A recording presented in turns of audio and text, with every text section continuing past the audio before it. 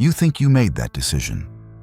You think you felt that feeling, chose that reaction, arrived at that thought, and you assume that's your brain doing its job.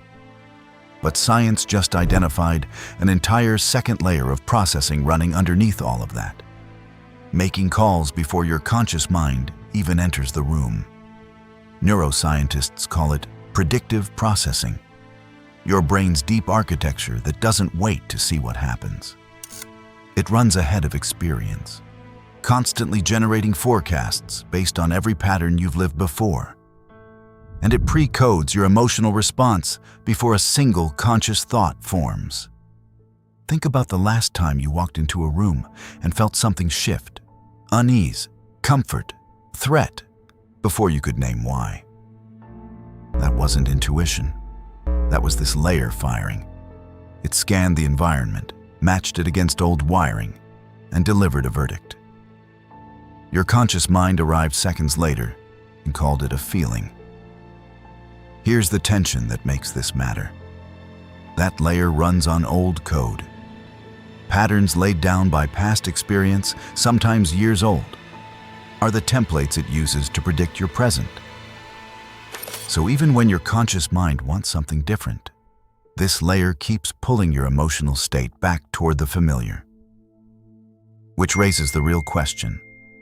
If this system is running below your awareness, can you actually reach it? That second layer keeps pulling you back toward old emotional patterns.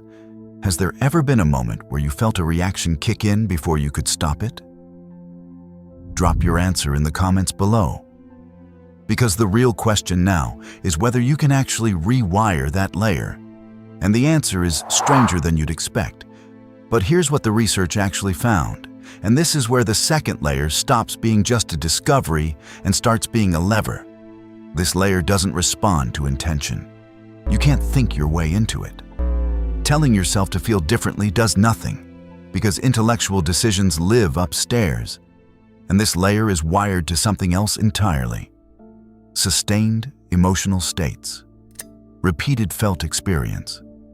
Not thought about, physically felt.